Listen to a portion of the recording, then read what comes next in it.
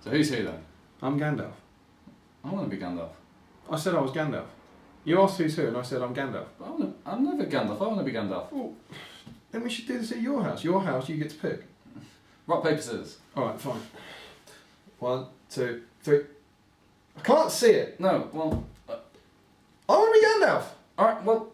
Okay, you be Gandalf this time, and I get to be him twice tomorrow. Alright, fair. Alright, fair enough. Alright, you ready? Yeah. 9, 20, 9,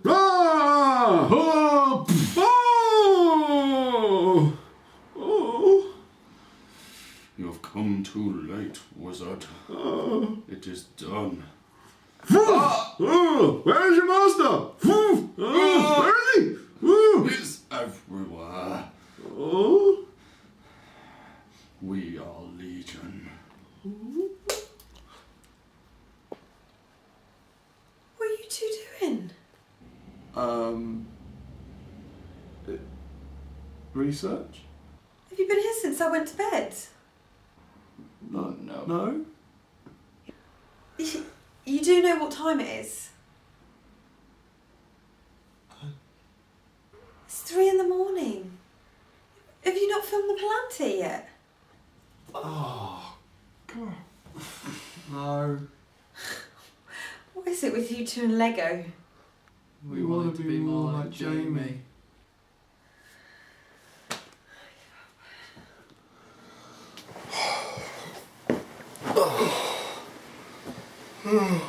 He's probably right. He's probably right. It's 3 in the morning. We should do it, but she never lets us play with the toys. No. Just playing with the toys. But we do need to get it done. Good? Yeah. Welcome, Strategy Battle Gamers, to another GBHL YouTube video. You're here with your host, GBHL Damian. And GBHL Tom. And we are here with episode 5 of... Oh no, I've got to. It's not going to work. Abort. I put my tea down. That was the I put my tea down. I saw it coming. I looked ahead. Okay. I haven't looked ahead. I looked into the Palantir. Anyway. There's a little rogue one. I've done Yeah. And we are here with episode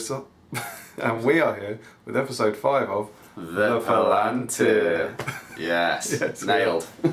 First take. Dave Whitaker. Yeah. 1 B mug and 1 heart mug for Damian. He praised the B mugs. Yeah. And this week, maybe we should be showing off our mugs every week. That'd be good, wouldn't it? A tour of the O'Byrne household mugs. Yeah. So this week I present to you the pink heart mug. There are 2 of these. There's a blue one and a pink one. The blue one's mine. The pink one's Emma's, but Emma's gone to bed, and the pink one just makes me feel nice. So, yep. I thought you told me the blue one's mine. Yeah. The blue one's Tom's, the pink one's mine, like normal. Yeah. So yes, hello. How are we all? Good. Yeah. Good week. Yes. Yeah. Thanks as ever for getting involved. We had lots of nice comments this week from various people. I'll say a kind of general catch-all apology to a few people. I think by the end of it, with the whole weapon swap thing got me down, and I think maybe I was tired last week and I got a bit grumpy, and then I said a few things. Yeah, I got Grumposaurus, and I let slip a few things. I didn't mean that Ed's abusing the rules. He's not abusing the rules, and that was just me being tired. And what basically happens is, for about an hour a week, me and Tom sit and have a chat, and we kind of forget there's a camera on. Yeah. And you just end up chatting to your mate and just, saying whatever comes out. So sometimes we make little mistakes, and I apologise. Yeah. And it's fine though, because we've got the disclaimer. What's the disclaimer, Damian? They're just our opinions. All of them are just our opinions. And sometimes, and here's the great thing, our opinions are wrong. Yeah. So yeah, we're not omnipotent. No. We don't know everything. This is just a couple of guys chatting about the stuff they love. We tend to know stuff, but we actually don't. We know very little. Yeah, we know very, very little. I've had a very good week of hobby stuff. I'm feeling quite enthused at the moment. There's a lot of cool stuff coming out about the movies, and I've been painting Thrain. You haven't seen him actually, have you? No. My Thrain's coming on. Look out for that in my next hobby blog. Thinking about the order. Yeah. I've been doing a lot of work on Thrain. Really enjoying painting him. Really, really cool model. Oh yeah, I've got to do these hobby vlogs now, don't I? Yes, you do. I have to show people. Well, this week, just me. Painting. Just me. Yeah. But that is, I think it's quite important that's how that happens. Like the hobby vlogs, if we haven't painted anything, we're not infallible. Yeah. And I think hopefully the fact that there's 3 or 4 of us means that you'll always get a bit of 3 or 4 of us. There's 4 of us now.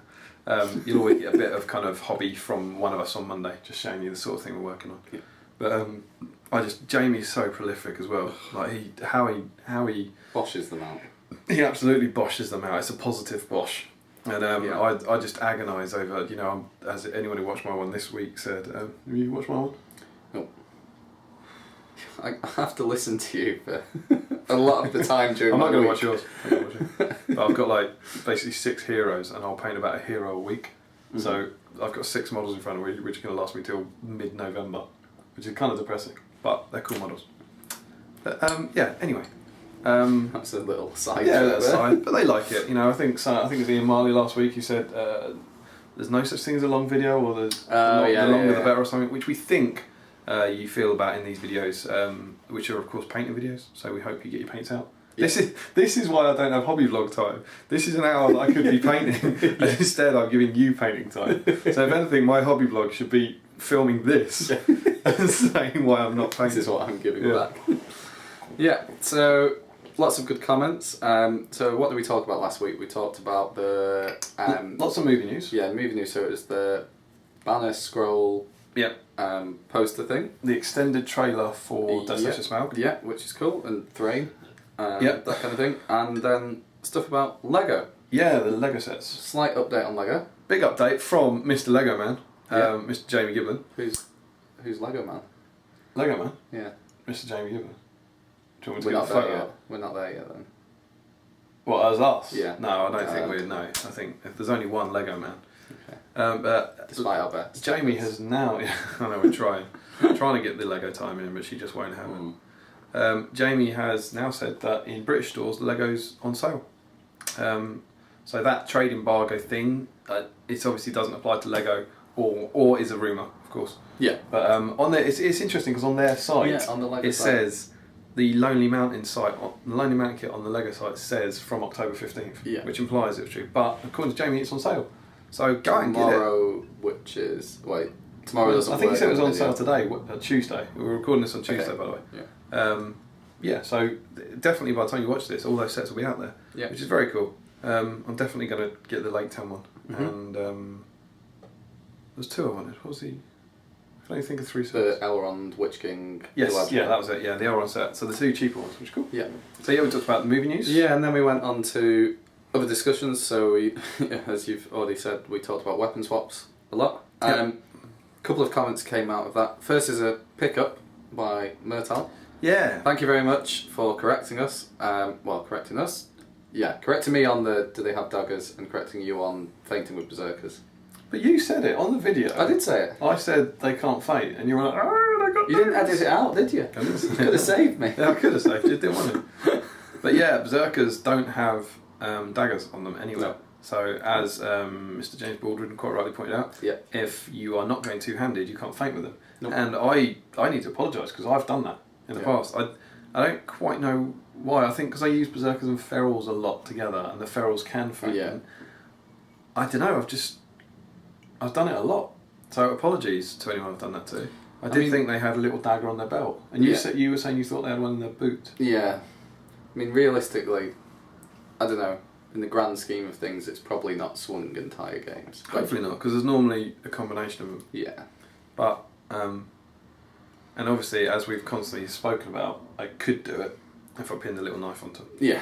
But I'm not going to do that. No. As I've pitched my tent quite a few times. Yeah. But yeah, sorry about that, and well done to James Baldwin for picking that up. Yeah, cheers. And Larry Miller asked an interesting question. So he is thinking of taking an army to a tournament in the future. An entirely hypothetical army. Hypothetical So army. an entirely hypothetical tournament. Yeah.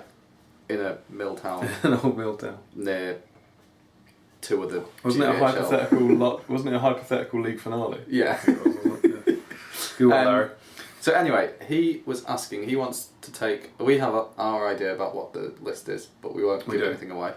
But he wanted to take the weapons off models and then not put any back on for theme and fluff reasons. So just have unarmed models.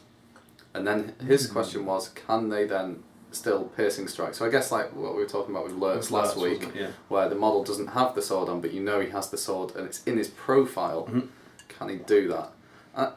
My view is that if it's in the profile, then yeah. Yeah, why not? I'd say yes again, because as I've made perfectly clear on all these things, it's about the intent. And it's just Yeah, there to someone's- make a fluffy. Let's hypothetically say he cuts the sword off. The sword's not very good design. I need a hero. He cuts the blades off Legolas. Yeah. Because maybe he's modelled him swinging down a tree Yeah. or something. It says on his profile he's got twin elven blades, and even if it didn't, I'd still be happy with him. Yeah. You know, it's exactly like the Lurtz thing. Lurtz's profile doesn't say he has a sword, but some models don't, and I think he should be allowed to feint whatever. So it's similarly to that, I think, Larry. If you cut the weapons off a model for fluff reasons, Yeah. for some kind of theme, and as we said, we think we know what you're up to, Yeah. which is very exciting, but Yeah. equally, we could be massively wrong. Yeah. Which is, you know, so that's a really good idea, but we it don't might not know be what- your idea. Yeah. Because there are other models like that. The Mines of Moria Gimli doesn't have the two-handed axe; it only has the two Yeah, separate absolutely. ones. Yeah, well, loads of them do. Of course, he can use Like, the double-handed one with his special rule. Young Dwalin hasn't got a two-handed Hammer. thing, so he's not burly. Ah. Yeah, if you're being an idiot, Yeah. he's holding two axes. He's not holding Yeah. a two-handed hammer. Yeah.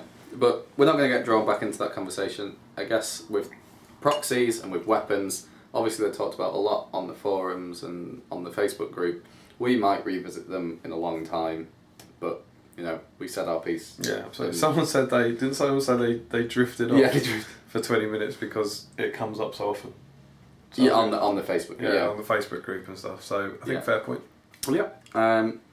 Yeah, and do pull us up if we talk about something for too long. Tell us we're talking about it for too long. You talk about everything for too long. Okay. Anyway, so just Larry had another comment actually about, for fluff reasons, adding an axe to something like. This is more about weapon swaps. Okay, let's. That you just said. No, do it by all means if Larry's asked. Yeah, but I love the whole kind of, well, we're yeah, drawing a line under that, we're yeah, not going to talk about that. yeah. Go on I've then, forgotten his what comment. does Larry say? Larry said that he may want to put something like an axe on a Gundabad or whatever, Gundabad Orc. or a Gundabad Orc, Yeah. because let's say they appear in the next film with axes, Mm-hmm. but in the profile it says sword or spear. Yes. Can and he's not saying can he piercing strike with them, because the answer's no. He's saying can he feint with them, because he's got an axe on them now instead of a sword. And I think it's probably fine, but if people don't want him to, I'm sure that he's just taking that army for the fun of it anyway. He's not going to particularly care whether they can feint or not. Yes, he wouldn't be asking to piercing strike, so No. he'd just go, all right, well I won't. But Yeah. again, it's he's doing it presumably to shake up the poses a bit, Yeah, to make that's them look a bit yeah. different. They don't. He's going to say, I imagine, at the start of the game, just to let you know, they're Yeah. all there, as their war gear says, they're all armed with swords, but I've just made them look a bit different. I wouldn't have a problem with that. No, I wouldn't. Particularly I think it's in like any, I wouldn't have a problem with that at a tournament. All I would do is email the TO in advance Exactly. and just Yep. say that I'm planning on doing this. Is it I alright? doubt anyone would have a problem. I think people like fluff. Yeah. I think people like unique stuff. I've had a similar sort of thing with my Barlin conversion. Yeah. Shall I get him? Yeah. I know he's been in my hobby blog, but just in case anyone hasn't seen it. So Are you proud of Balin? I am proud of him. He's on another video. Yeah. So basically, the idea behind this is I'm doing an army of Thrall Yeah. force, in which of course Balin is younger and is very fighty, and the Thorin's Company Balin profile is quite weak. Yeah. He's only got one attack. Yeah. So it would be good to have a younger version of him, a younger profile. No, I agree. And bizarrely, whilst there's not a younger profile, there's an older profile Yeah. of him later in his life where he's stronger from the Lord of the Rings days. The Balin, son of Fundin, isn't it? Yeah. Profile from the Khazad Doom sourcebook originally. And so Yeah. what I decided to do was take the young Balin model. Get rid of Tom again. Yeah. Where is he coming in there yet? There he is. I think that's got him. He's struggling. We haven't it so.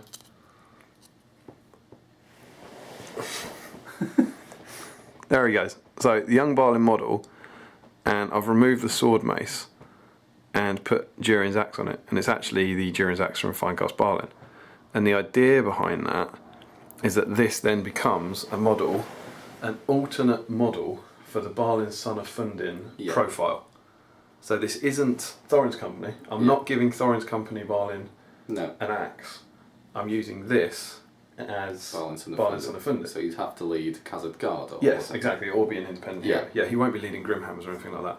but it'd also be largely for scenario play that you may see in 5-6 months somewhere. I don't know. It'd be for scenario play where it didn't really matter about warbands. No. But I also didn't, as much as I like his sword mace, I don't like the two-handed sword mace thing. It looks too short. So I thought it looked quite cool. And the only downside of it is that he doesn't look like he's defense 8, potentially. Because of his armour.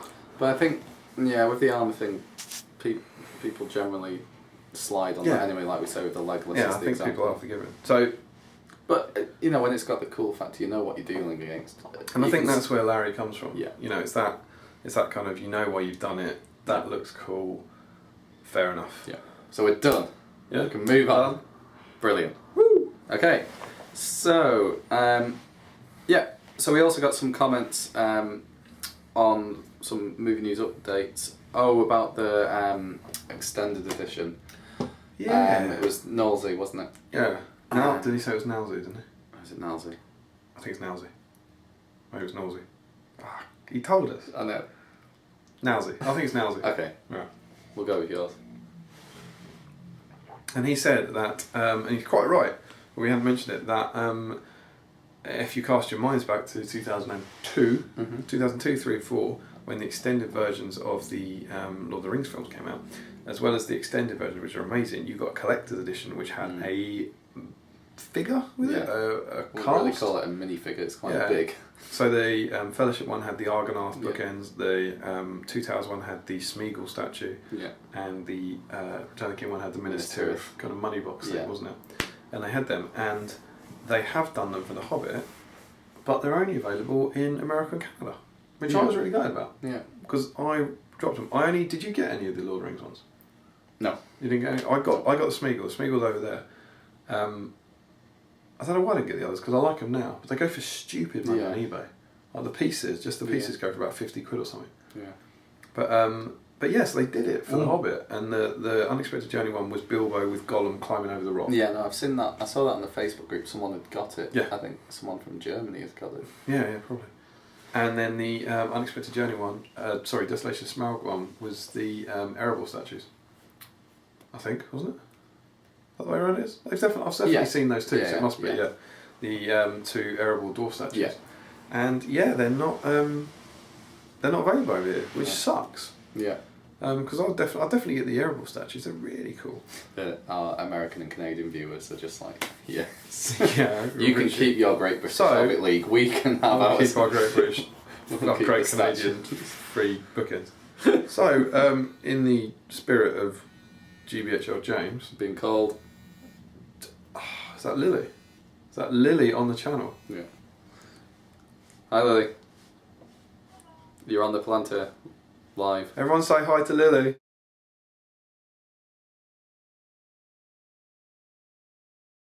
Can't say that on the channel. You're not allowed to swear on the channel. She swore. We hope you don't hear. I thought we'd be done by now. It is 5 in the morning. Oh, they're onto us.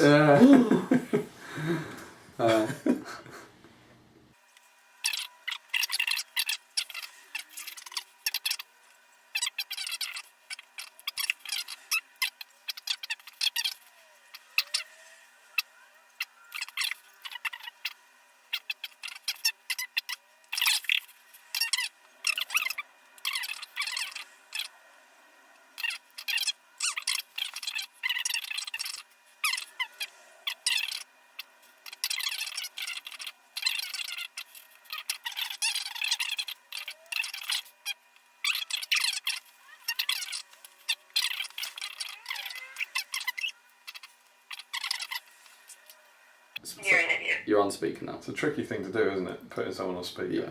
So just to confirm, you tried to put your girlfriend on speaker and you messed it up. Yeah, I turned it off. Okay. Yeah. Good.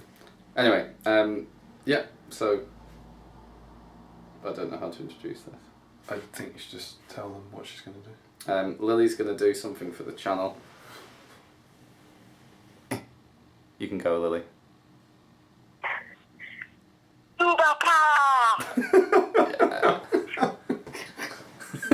Classic Lily, outstanding. Brilliant, you can go now. Okay. Lots of love. Bye. Bye. That is a tiny microcosm there of Tom and Lily's relationship. Oh, Lily, can you do something cool? Oh, you're so supportive. Yeah, bye. Right there, that's you've seen it. It was a good Duba car. It was a good Duba car, a very good Duba car. It's a very good car. Where were we? As I said, well worth my money. We were talking about the Lego that came out. I honestly don't know. No, it was the collector's editions. Collector's editions, yep, that were available in America. Oh, yeah, and I was going to say that in the style of GBHL James, if anyone wants to send me free Aeroboil bookends, I will gratefully receive those. So yeah, I would really like those, but I wouldn't like them for quite what they go for on eBay. No, I wouldn't like to be sent one for free. Wouldn't you? Well, I would. okay. Yeah, absolutely. I'm the right hand hobby one. Yeah. I have to ask for free stuff. Yeah, that's a good point. Talking of America, actually, You're not off again, are you? No. Doom Bunny said thanks for setting up the Great Boston Hobbit League. He did, yeah. So we had a comment from Doom Bunny that when you were out there, apparently you met up with this guy Doom Bunny. And set up the Great Boston Hobbit League. Yeah, he didn't tell me about that. No. And the funny thing is, I was in Boston. Yeah, that's a bit weird. 'Cause we didn't say that. No. So this guy's either guessed or stalked you. Or just saw me. In Boston? Just randomly. GBHL Tom then? No, I wasn't GBHL Tom. That bloke Tom. Yeah. That Tom guy. Yeah. Yeah. And what was the acronym? GBFF? Yeah, as a tattoo. So you and Doom Bunny have got matching GBFF tattoos? Yeah. Can you show us? I can't show you on the channel. It's a family show. What do you think that stands for? Is that great? Is it Friends Forever, do you think? Yeah. Great Boston Friends Forever. Yeah, probably. Okay, so yeah, well, thanks for that. Thanks for the comment, Doom Bunny. You're either hilarious or deluded in some way, or or maybe Tom's just betrayed me. Yeah. It's like Fight Club. More likely. It's like Fight Club, it's branching out. Yeah. Cool. And a comment from Good Smeagol as well about... Always helps. Yeah, always helps. Always helps. Yeah. About whether his question, following on from, again, it's to do with when... Well, we reviewed it last week about what models we think will be released. Yeah. Or which ones we'd want to pay a lot of money for. So kind of the Smaug discussion. Well, we were talking about unreleased models. Yeah, unreleased models. Yeah. And he was saying, do you think GW are keeping back, like that Thorin's company, the second set of Thorin's company, until after the final film's finished? Yeah, I saw this, yeah. I guess a way to keep the hobby going beyond the film, so they've got some things that they can sell after the film's all finished. Yeah, so very similar to, you had Fellowship of the Ring, which came out with the Fellowship of the Ring set, and then you had Two Tales Return of the King, and then when they relaunched the one rulebook, they had the Breaking of the Fellowship sets. They set a new one out. Yeah, it was the Breaking of the Fellowship, so it could be. Yeah, but it was the Miles Morrow as well, wasn't it? Yeah. Both of them together. They did 2 new fellowships. Yeah. So are they doing that? Personally, I don't think so. No. And I'll tell It'd be you why. A great idea, though. It would be a great idea. I don't think they would have put it in the rulebook. I don't think they would have held it back. I think they might. It's not beyond the realms of possibility that they thought after the 3rd film we'll do another thing of the company. Yeah. But I don't think they would have at that point had those models ready to go. So it's not a sneaky tactic. I don't think so. I mean, as always, it could be wrong. You? No, I'm inclined to agree, but I'd like it to be as Good Smeagol said. I think, without being negative, as we said, I think we've got to make the most of this Christmas, because I think this Christmas will be the last big wave. And, things will come out afterwards. Yeah, and to be honest, then, if you're...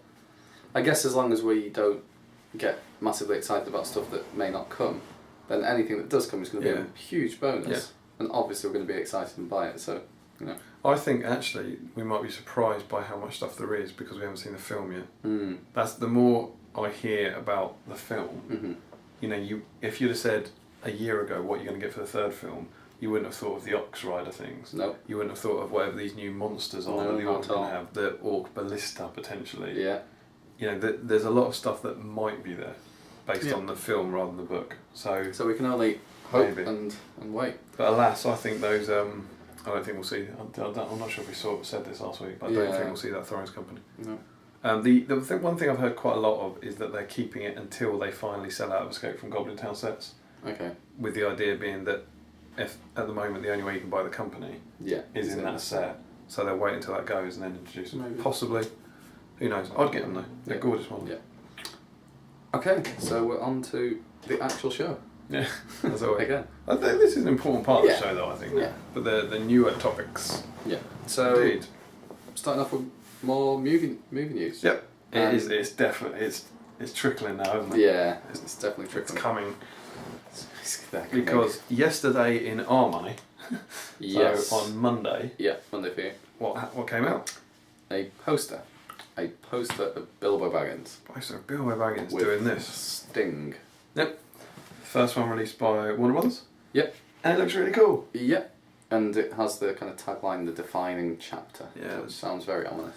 I read it Nice. in Total Film this month. They've got a 2-page spread Mm-hmm. about The Hobbit, and it's interesting because he says, and some people aren't going to like this. Mm-hmm. He says this film changes the most of the Hobbit films, which, given how much changed in the second one, Yeah. now a lot of that I think is going to be because The Battle of Five Armies, Bilbo gets knocked out, and you just get, and then the battle takes place, broadly speaking. Exactly. Whereas clearly what's going to happen is a large part of this is going to be that battle extrapolated. Yeah, so what do you think is going to happen in the Battle of Five Armies? How is that going to play out? Oh, I don't know, I can't wait. I'm so excited because I don't mind it changing. That for me is No, great. I mean, it's a battle, isn't it? I mean, Yeah. you can change a battle to make it exciting. What he said though is that whilst this is Peter Jackson, Mm-hmm. he said whilst the battle is a large part of the film, there's loads and loads of character moments in it. Mm-hmm. So he's essentially said that he's using the battle to finish the character storylines. Yeah, and there must be lulls and, in the... It goes without saying, by the way, this will now be spoilerific potentially. Yeah, so... Yeah, you've already said about the Bilbo knocked out bit, but... But, I mean, it goes without saying, Yeah. like, if we're going to talk about the movie, we're going to talk about what does happen in the book, Yeah. so what might happen in the film. So, But if you don't want to find out, mute now, come back in quarter of an hour. yeah, ish, by the way. Yeah. When we come back and go, and then Gandalf dies. So I think what he's going to be doing is telling these little stories with little dynamic breaks. Yeah. Like you'll have a bit of fighting and then a little bit of character stuff. Yeah. There's also an interview with Evangeline Lilly, Mm-hmm. and this is interesting. Who's Tario? Tario indeed. And she says something like, it was something like her storyline can't have an ending because she's immortal. So you just see where she gets to at the end of the story. And it's not hard fact, but it sounded like she survives. Mm. The way she said it sounded like she survives the film, which a lot of people thought she was going to die. So that's quite She could interesting. still die. Yeah, she could still die. But But, also, well, I mean, what would she do? Maybe saying she's going to go off elsewhere because she doesn't want to be around Moody Legolas anymore. Maybe. Or just go back to Mercury. Yeah, she could. Like, Be we cool. don't see that bit No. in the film. She No. could still... Everyone's always said because she's not in Lord of the Rings, Mm. like, she has to die, which isn't necessarily the case. I hope she doesn't though, I like Ariel. But yeah, so, I don't know, what's cool is if you look at the trailer, it's really interesting to know quite which bits are from it. There's a lot happening in Dale. You know, I did a fair bit of this in the trailer breakdown, but there's a fair few shots of fighting in Dale, and then there's obviously the dwarfs arriving on the Oxeye. You know, all those kind of things. And I really don't know. I just think it's going to be very, very cool. Yeah. I think this will be more that they've had to make up a lot to make that battle into a big battle, rather than changing. And, they've got different factions at different times, so maybe there's, different locations for that as well, and it kind of sprawls everywhere. I'll tell you one thing that's annoying me a bit, and this is spoilerific for the book, but again, I'm assuming most people have read the book here, okay? So if you haven't read the book, I'll try and keep this relatively spoiler-free actually without spelling it out. But a lot of people have said, when they watched the first trailer, oh, well, it looks like Smaug's not going to be in it a lot. Like, it looks like, he's only going to be in it for a bit, and then he's not in it for the rest of it. And it's like, well, yeah. It's like, well, that's being faithful to it, isn't it? Like, how can you complain about that? You know what Smaug's storyline is. He's going to be in it for a good bit at the start. Yeah, he's going to be in it for a bit in the start, and then he won't be in it. No. And that's right. Are they saying like, oh, Peter Jackson, he doesn't know what he's doing. He should have kept him alive. Yeah, we should have. And then had him at the battle. Well, it's like that's a bigger change. Yeah, I mean, I would have liked for Boromir to go all the way through to, Absolutely. to the Battle of the Pelennor. But a lot of people have said that. Oh, yeah, they're just going to get rid of Smaug at the start after the Lake Town bit. You're getting grumpy again? Is that what's happening? I'm getting grumpy at silly people. Okay. I'm not getting grumpy at the film. I'm very excited about the film. Okay. What do you think is going to happen in the battle? Don't know. I hope it... Yeah, I did ask. You've asked me back. I hope it does start as it does in the book. With the dwarfs facing off against the elves? Yeah. Yeah, I'm sure it was. That'd be I really think cool. that's what that is. You know the shot in the trailer? Yeah. And Gandalf's in between them. They're about to shoot. Yeah. They are aiming at the dwarfs on the oxes, I think. And the scroll thing had them both in the same shot. Yeah, with Thranduil on the moose.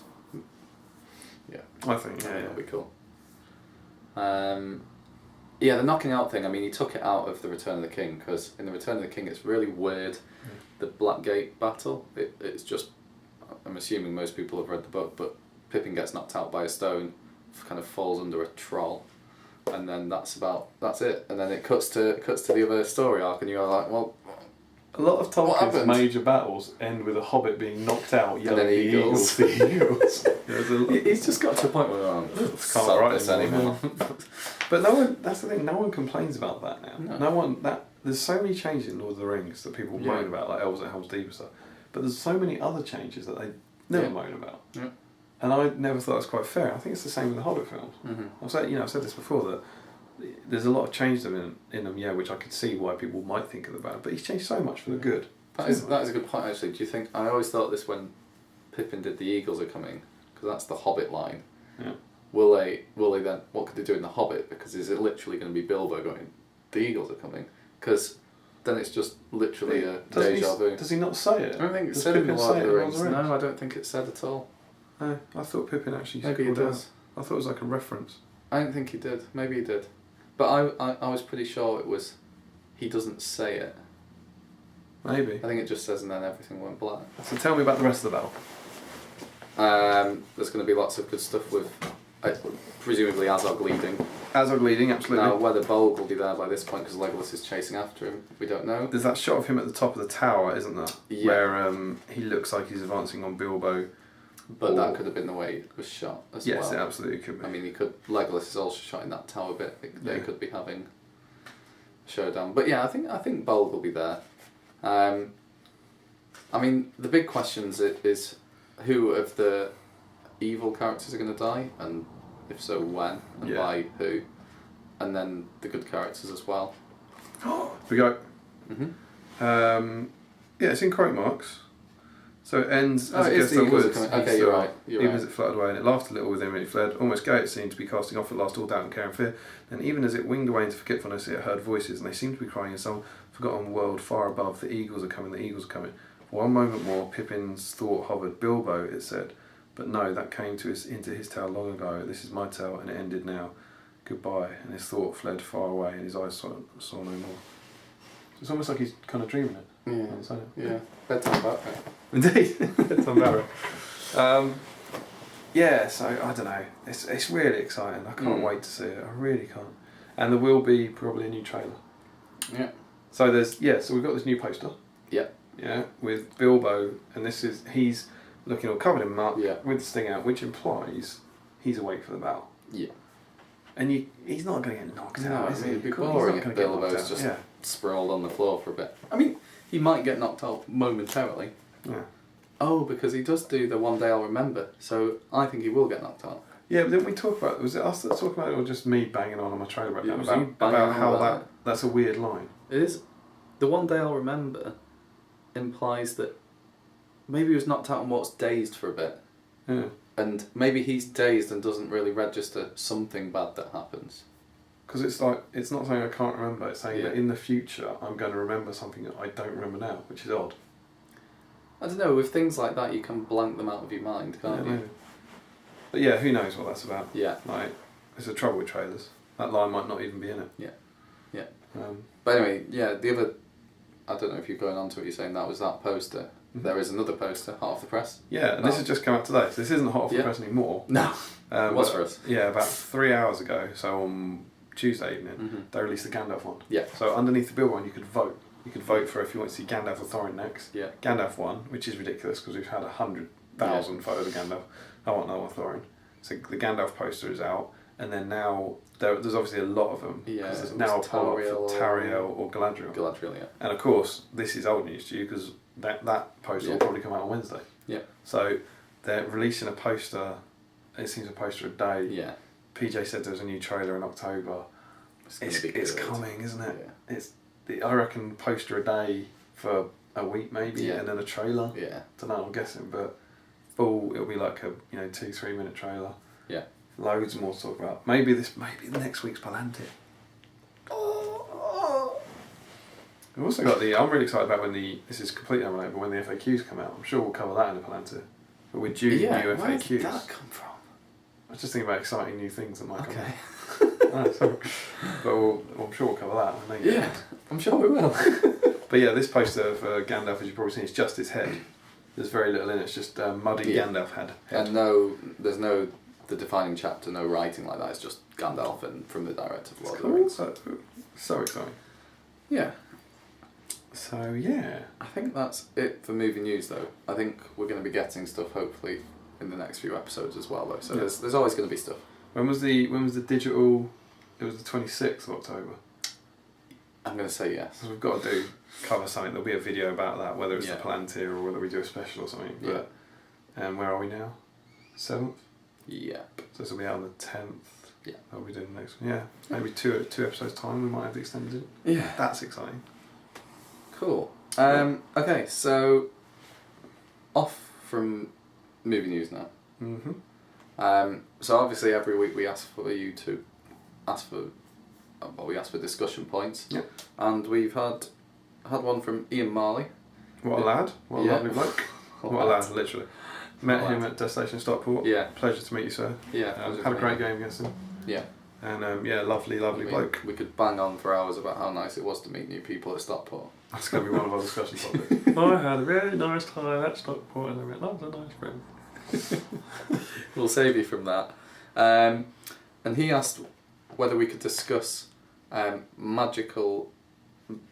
users of magical powers in the game. And whether they win you games. Yep. Relative to, say, a big 3 attack, 3 wounds hero. Oh, whether a spellcaster is better than a beefy monster or a hero. Yeah, and are they what can win you games?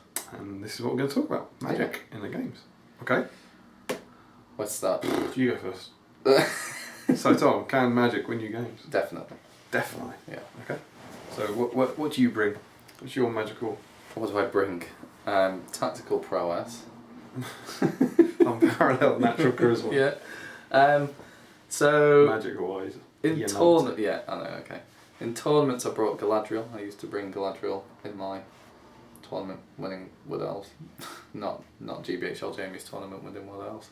Your tournament winning Wood Elves beat his tournament winning Wood Elves. That is a good, and he had Gandalf, so maybe Galadriel's just better.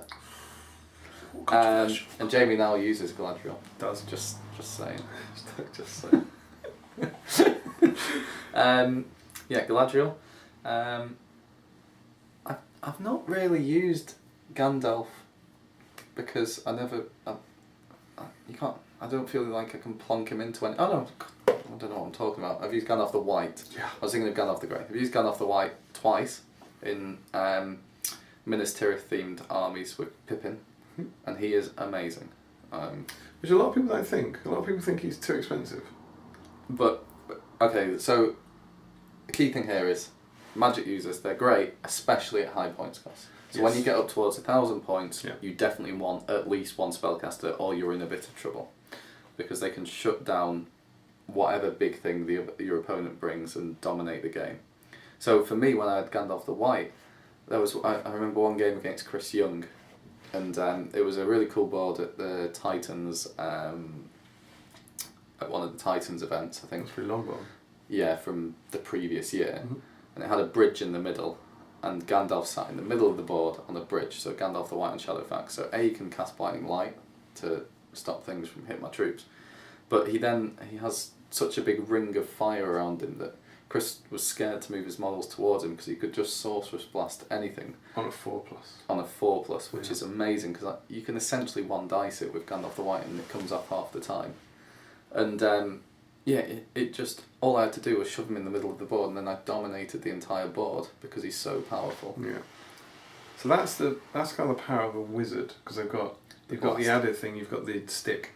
Yeah. You've got the staff, so they get the free will point. Yeah. So a spellcaster, much like Galadriel, with a free will point every time. Yeah, Galadriel gets the free will point. Is like a different echelon. Yeah, yeah.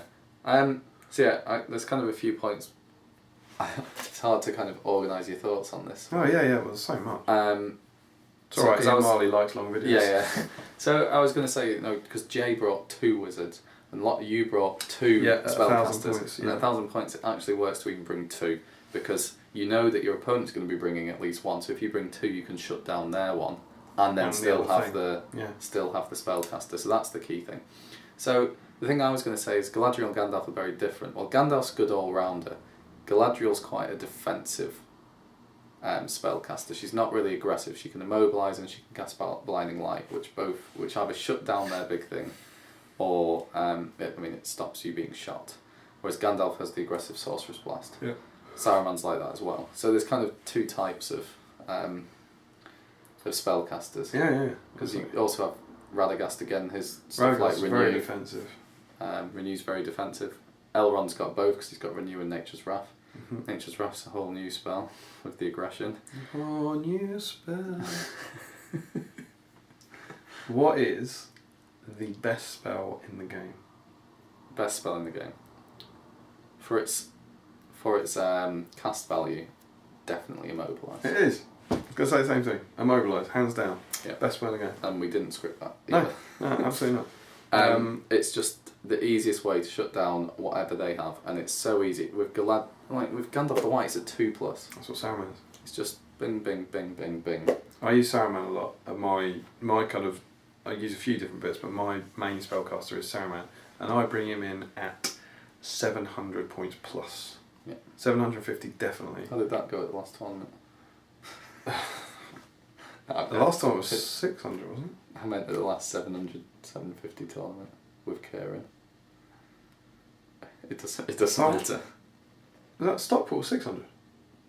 Not Stockport, at Longbottom. That was 700? Yes. The last time you talked. Yeah, badly. Yeah. Badly. That was the guy. gag. Badly, yeah, sorry, because Kieran's Ranger of the North shot him to death. Good. Yeah. Anyway. Sorry. I was thinking if you meant East Grinstead, 750 against Kieran. I played Kieran so much recently. Love it. So anyway, you take Saruman. I take Saruman at about 700 points plus, and Sorceress Blast is handy. I think the mistake a lot of new players do when they have the wizard is they use Sorceress Blast. Yeah. They think that's the way to win it. It's not to say you can't use it or it's not helpful, but Immobilise is game changing. Yeah. Saruman plays it on a 2+. Yeah, well, whoever. Yeah. Like for me, it's killing stuff. It's not just stopping. No, it's great at because he's essentially got a 22-inch range. So he moves 10 inches on a horse. 12 inches to stop a spellcaster casting spells, as we now know. Yeah. Or perhaps stop Legolas shooting at you. Yeah. Or you get into combat with someone, you immobilise them, you trap them, you kill them in one. Yeah, that's the big one. And also, the Sorcerer's Blast shouldn't be underestimated because a good player will use that to break up the enemy formations. Yeah. So you can disrupt. People think, I've got a big line here, I need to break that up, and just even having the Sorcerer's Blast spell has an effect without even having to use it. Yeah, I tend to think of Sorcerer's Blast as you're not trying to kill people, you're trying to move them. Yeah. It's really good for getting people off objectives, that sort of stuff. And moving banners away, that sort of thing. You want about Compel? Oh, that's Sorcerer's Blast. Yeah. You know, you blast the model that you want to go like off somewhere. Yeah. And then if it kills someone, it's great against widows. Yeah, low defense. But yeah, I mean, Compel, an extended form of Immobilise is brilliant. And that's on Saruman costs on a 3+. It's just that's ridiculous. That has absolutely won me game. That's how you kill monsters. Compel them into so you can trap. It is great against eagles. I've used it a bunch of times. I got one of James's eagle. I got Gwahir against in the last East Grinstead tournament, which then won me the game. Yeah, because you can move them 6 inches. You know, foot models you can't really move that far. Yeah. But when you An can move eagle. an eagle 6 Yeah. inches and then get on it, it's phenomenal. Yeah. See, that's very good. But Yeah. yeah, like you said, when you then there's a weird kind of double meta that then when you get to 1,000, maybe you need another one. And I end up taking the Witch King along. Yeah. So wraiths. There's a magic user. Yeah. I would say that ring wraiths for the points are the best spellcasters in the game. Yeah. Definitely. That's particularly, as we often harp on about, when on a fell beast. Yeah. But I mean, regardless of that, they're great anyway. The unnamed ones for 70 points. Yeah, you can get 70 points. Well, that's where you start at. I mean, you beef them up a little bit. You get a little spellcaster in for 70 points. But they come with their bonuses, obviously the -1 courage, which is really good. You just hide them behind your line. But it's a 12 It's sap will that's the big one, because they have the ability to shut down enemy spellcasters. So any army that comes up against them with Fury, that's gone straight away. Fury is another spell actually that we should talk about. But yeah, the wizards, they can sap their will, and then if you've got the Witch King as well, then he can break their staff and just completely shut down Gandalf and make him an old man after 2-3 turns. I mean, that was what was...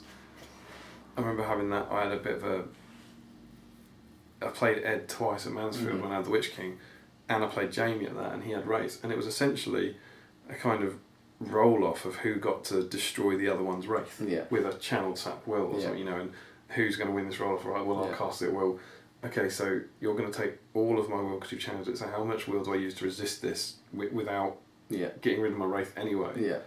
And I think it's a ridiculous spell, but there we go. Yeah, they are. The sap wheel definitely is, because there's what's the normal one? The normal one's D3 plus 1, isn't it? So against most spellcasters or most models have got 3 will. Yeah. And most big models. There's no point in resisting it. Yeah. There's really, really very little point in resisting it, unless you know, because it's what do I do? Do I chuck?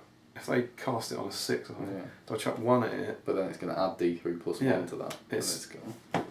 It's a horrible. I think it should be you lose a point of will. Yeah. For sap will, and there may be the channeled one. Yeah. Although bizarrely, the channeled one is very, very good and evil versus evil for getting rid of ring wraiths. But the channeled one should be like D3 will or something. Yeah. And the ring wraiths, well, particularly the name ring wraiths, work very well together, especially Undying coupled with another one. Someone saw, I think it's on Speak Friend, a question. We won't answer it here because we're not going to nick their questions. But there's a question on there that says, "How does Ed Ball keep winning with fell beasts?" And it's like, because they're really good. I mean, he's very good. You have to know. So that's a brilliant point, actually. Thanks. Not the question, but I was going to say this at the start. The caveat that Magic can win you games is that I think you need to be an experienced player to get to the point where you can win. Yeah, even do you remember when you first started using Saruman? You were like, "It's rubbish. Yeah. Never taking him again." Because I was blasted. Yeah, and because every turn I try and blast him. And then you had him on foot, and we had played Hold Ground, and he just got absolutely smashed. Yeah. And you were like, he's not worth the points. He's such a big point sink. I could just have whatever. More ferals. More ferals. Of course. But yeah, Magic's not the easiest to use, and obviously someone like Ed has played it for years and has clearly mastered it. But it's not easy. No, and particularly not his army. It's not easy to use, but I think a lot of the time when people say, if people are saying, how does he keep winning on fell beast, maybe their experience is playing a fell beast. Whereas they haven't been hit with 4 of them. And it's so hard to deal with. So let's say you have a big hero.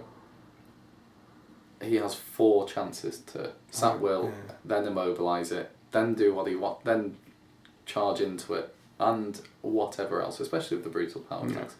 But ring race on fell beasts are very good. Ring race on a horse is very good. And what I don't like, and I think we feel the same about this, I just do not like the named ring wraiths. No, I don't. I've not even bought one. I think a ring wraith profile, the basic one, is great. Yeah. And it has some nice disadvantages. Yeah. Things like they're not great in combat, they gradually run out of will, you can't use them. And what, to my mind, the named ones do, is they just find loads and loads of ways to get around those problems for a tiny points increase. It's 10 points. I mean, you'd have if you were allowing playing with the ring wraith model as any of the named ones, you'd be absolutely balmy if you didn't upgrade it to at least to one of them. The biggest thing is that they lose will if they lose a fight. And so it's like, well, this one won't lose will if he wins. No, sorry, they lose will if they're in a fight. Yeah. This one won't lose will if he wins the fight. Well, this one will get will back. And that, I don't like that. And they've got one wound and, they're quite... yes, they're high defence, but they're susceptible. Yeah. But so yeah, you then give them combat. You either give them combat or you give them the Undying where you can use will as fate. Yeah. They can regenerate. Yeah. For 10 points. Anyway, it's a bit silly. Enough about ringmates. Other evil spellcasters, so we wanted to talk about Fury. We obviously can't talk about all of them, can we? But yeah, No, Fury. Fury. So you then drop down from your big spellcasters. Yeah. To your shamans. Yeah. So the shamans, Barrow Whites. Who else are in that kind of bracket? You got your evil stuff. Stormcaller. That's in that kind of bracket. Yeah, actually, like your 3-will caster, so the Gundabad shaman. Yeah. Now these can also win you games. Fury certainly can. Fury's huge. Barrow White with Paralyze certainly can. Paralyze. And Stormcaller with Nature's Wrath certainly can. So even the cheaper ones, or Arwen, she can do Nature's Wrath. Even the cheaper spellcasters can definitely play their big part. Nature's Wrath's another one of those ones that I don't like because I don't think it requires an awful lot of skill. There's a few rules in the game, I've said this in various videos, that it's like the Shade. I don't like them because it needs no tactical know-how to use it. Now, Nature's Wrath is not in that level by any means, but you have a Stormcaller who's sitting behind your lines. Yeah. There's very little your opponent can do. Well, you can put a 3 might 3 will hero in the middle. That's what Sam Page, he just put Thor in there and said, I'm not going to spend any of his might yet. Yeah. You're never casting Nature's Wrath. Yeah. But that was an effective way of dealing with it. I mean, it's not, as I say, it's not as bad as Shade. I mean, the thing that I see that with Sorcerer's Blast as well, because you can pick any model. If you had to, I think Sorcerer's Blast should be true line of sight. Yeah, so just... Yeah, you hit the front one and then it goes.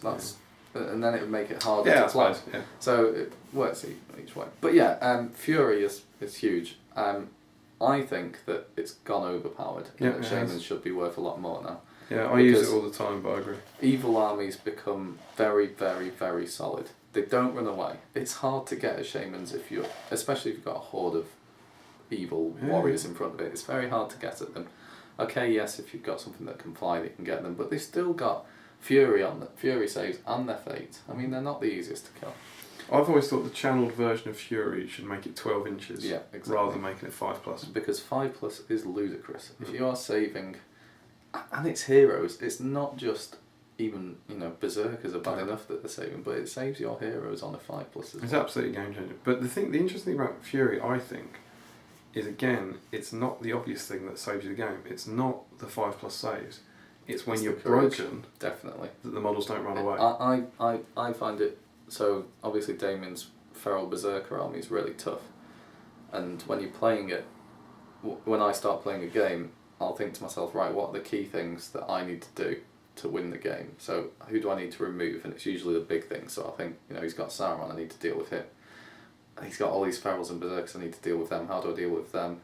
Okay, in this instance then, I'm going to run away as easily, but the Ferals would run away, would still run away. Oh, you've got to kill a Shaman to do that. And I find it really hard because you've got to spend a lot of effort going after the Shaman, which you're then not spending on going after the Berserkers and Ferals, and then you'll break way before, so you might kill the Shaman. It's like, well, you're nowhere near breaking now. The really handy thing with that as well, with the Fury thing, is when your heroes don't have to test. Yeah. Because the heroes in my army are lower courage. Yeah, They're all like courage 4. I think I think the intent of Fury maybe is that you pass all your terror tests from a charging a model point of view. Yeah, possibly. Yeah. We're not saying that's the rule. No, obviously. But it was kind of like the named ring race thing though. What these things arrived to stop goblins being goblins. Yeah. You had goblins who the whole point was, you're talking about 2000. When did the first Khazad-dûm sourcebook come out? Was it after Return of the King? I don't think it was during it. I'm not sure. But early years of Lord of the Rings, when you had goblins who were a horde who ran away a lot. So you had loads of models. And then they gave them a shaman to stop them running away, and the drum to stop them running away. And then they start giving them Gundabads, so they're better fighters and higher defence. And you get into this thing. I know Warhammer Fantasy's had this a bit where all the armies used to be very, very distinct, and then basically in the current edition, every army would get its massive monster, and every army got some kind of monstrous infantry, big kind of troll type thing, and monstrous cavalry. I think they're still called monstrous cavalry or something. But even the Empire Army, the humans, have got these humans now riding these kind of half griffin things. Yeah. And it's like the armies kind of lose a lot of their individual character. And it, you know, obviously it makes a goblin army more tactically viable. Yeah. But what do? You get a load of goblins, you get 2 shamans, you get Groblog, and you go boom, right, I've got that. Yeah, I think it's a very dull army. I mean, I've got a goblin army and I've never brought it to a tournament because, well, I don't want to be moving so many models in a time-pressured environment. But yeah, I mean, I just don't think it's as skilled perhaps as taking I prefer taking a lower model, you know, elite force. Yeah, I do. That you can then, you know, you have to be careful about where you move your models, whereas with the goblins you chuck them in. I'm not saying that it's a bad choice. Some people may love playing as goblins, and that's fine. And there obviously are skilled bits to it. But Jamie said the same thing. He took that army along, which is competitive, but then just didn't enjoy playing with it. So yeah, it's you know, we're just kind of spitballing here. It's hard to kind of zone in on exactly it, but it absolutely can win you games. Yeah. It's won me games. I think it's important as well that it can only win you certain games. Like Saruman, as I'm saying, is from 700. I think if you take him, I've tried him. I think I always vote that 600 is too low, because the thing is, what he's really good at is shutting down the big things. And as you go down to the lower points, there aren't as many big things. No. And what you find is you've got Saruman who will shut down a mid-level hero, but then all your opponent's warriors will swamp your warriors. Yeah. And so that's an interesting balance of the other thing. Not just, oh, this is really good, but you have to be at a certain point to include it. Definitely. And that's where the ring race shine as well, because they can go at lower points costs because they still fit in. Yeah, so I mean, our conclusion is that they definitely can win you games. Yeah. I think that against experienced players, if you take just, you know, Aragorn, etc., with a load of models, and your opponent brings a wizard with loads of models, that you will struggle. Yeah. Because they'll shut you down. If you play someone who knows what they're doing with a wizard in particular, rather than a spellcaster. Yeah. And then or Wraith, wizard or Wraith. Yeah, so I don't know, I'd probably effectiveness. I'd probably go something like named ring wraith. Yeah. Wizard, one of the 3 wizards. Yeah, Gandalf, and then an orc shaman. In terms of effectiveness for points and that sort of thing, I think. Yeah, I mean, you may shove in someone like Thranduil for the Nature's Wrath cast on a 6 for free. And the Awe of Dismay, that's a fairly good for 90 points. Yeah, but better than someone like Fury? No, not better than someone. Well, it depends. It all depends, but yeah, I'd say Fury is, on the whole, I'd rank it higher on the spellcaster chart. Spellcaster chart? Yeah. Coming soon. Yeah. Okay. So yeah. Thoughts on Magic? Those are our thoughts on Magic. Yeah. We think it's great. I like it as an extra element to the game. And it's a cool thing.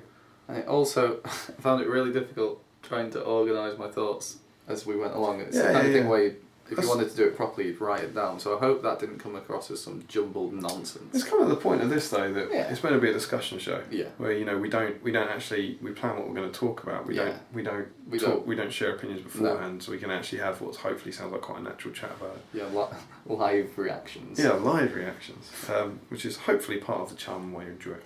Yeah. But we think it's always quite tricky, but we think we're at about the hour mark. So that is the Palantir for this week. And we are in our bedtime gear. We are indeed, our bedtime gear. And we have yet more content to film for you. Yes. For this evening. So we're going to get off with this. Yeah. And get on with something else. So, as ever, don't forget to comment, like, share and subscribe. Support your Hobbit hobby. And happy strategy battle gaming.